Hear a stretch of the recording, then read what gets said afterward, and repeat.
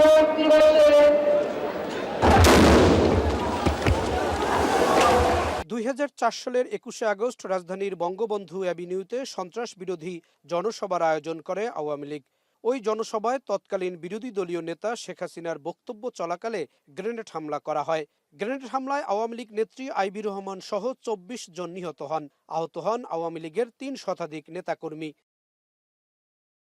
এ ঘটনায় তখন মতিঝিল থানায় হত্যা ও বিস্ফোরক আইনে 2টি মামলা দায়ের করা হয়, তবে তদন্তে কোনো অগ্রগতি হয়নি। 2007 সালে প্রথম একটি অভিযোগপত্র দাখিল করা হয়। পরে 2009 সালে আওয়ামী লীগ সরকার ক্ষমতায় এসে আরও একটি তদন্ত শুরু করে। তখন হুজি নেতা মুফতি হান্নানের জবানবন্দিতে নতুন করে অভিযোগপত্র দাখিল করা হয়। সেখানে বিএনপির ভারপ্রাপ্ত চেয়ারম্যান তারেক রহমান সহ 52 জনকে আসামি করা হয়।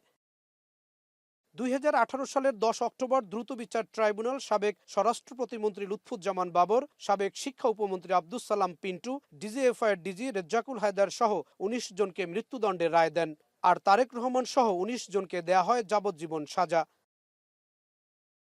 6 বছর পর আপিলের রায়ে রোববার বিচারপতি এ কে মাসুদুজ্জামান ও বিচারপতি সৈয়দ এনায়েত হোসেনের হাইকোর্ট বেঞ্চ সব আসামিদের খালাস দিয়ে বিচারিক আদালতের রায় বাতিল করে দেন। ঘটনার সঙ্গে আসামিদের কোনো ধরনের সম্পৃক্ততা পায়নি উচ্চ আদালত। পরে আসামিপক্ষের আইনজীবীরা জানান, প্রকৃত অপরাধী না খুঁজে আওয়ামী লীগ রাজনৈতিক ফায়দা নিয়েছে। হাইকোর্ট ডিভিশনে যেই বেঞ্চে এই মামলাটা আজকে নিষ্পত্তি হলো, আমরা কৃতজ্ঞ। আমরা অত্যন্ত আন্তরিকভাবে কোর্টকে আমরা সাধুবাদ জানাই যে আমরা ন্যায় বিচার পেয়েছি। কারণ হলো দুটা দিক, সাক্ষ্য এবং আইন, এই কোনো দিক থেকে এই মামলা প্রমাণিত হয়নি। এবং মাননীয় আদালত আজকে তার রায়ে যেটা উল্লেখ করেছেন সেটা হলো যে এই মামলার যে কনফেশনাল স্টেটমেন্ট, এই কনফেশনাল স্টেটমেন্টের উপর ভিত্তি করে অন্য আসামিকে সাজা দেওয়া যায় না। আইনে আছে আমলে গ্রহণ করবে হলো সব ম্যাজিস্ট্রেট আদালত।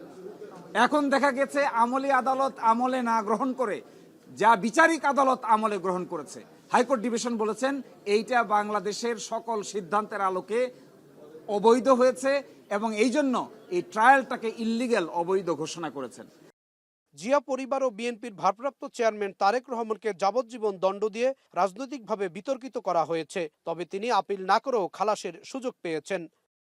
এই মামলা রাজনৈতিক হীন উদ্দেশ্যে মামলাটা দায়ের থেকে ট্রায়াল পর্যন্ত করেছে শেখ হাসিনা ওয়াজেদের ডিকটেটে। আমরা এও বলেছিলাম জনাব তারেক রহমান সাহেব কোনো অবস্থাতেই এই মামলায় কোনো সময়েই সংশ্লিষ্ট ছিলেন না। আসামির পরিবারের সদস্যরা হাইকোর্টের রায়ে সন্তুষ্ট। আব্বুকে ভুলভাবে ধরা হয়েছে নামের জন্য। আমার আব্বুর নাম আর আমার দাদুর নাম আরেকটা আসামির নাম আর তার বাবার নামের সাথে মিল রয়েছে।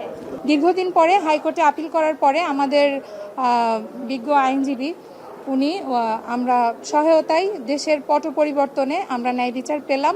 মামলাটি সম্পূর্ণ মিথ্যা ছিল, ভিত্তিহীন ছিল এবং আমরা ন্যায় বিচার পেয়েছি। 2004 সালে গ্রেনেড হামলার সময় হামলাকারীদের কেউ দেখেননি, কাউকে চিনতেও পারেননি বলে রায়ে মন্তব্য করেন উচ্চ আদালত। আওয়ামী লীগ সরকারের দেয়া শেষবারের অভিযোগপত্র ছিল অবৈধ। সব দিক বিবেচনা করে বিচারিক আদালতের পুরো রায় বাতিল করে দেন হাইকোর্ট। জাহিদ হাসান, এখন, Dhaka. Colour expert, George sap এবং মাইল্ড অন হ্যান্ডস টেকনোলজি সমৃদ্ধ অরিক্স ক্রিস্টাল ওয়াশ আপনার লন্ড্রি এক্সপার্ট।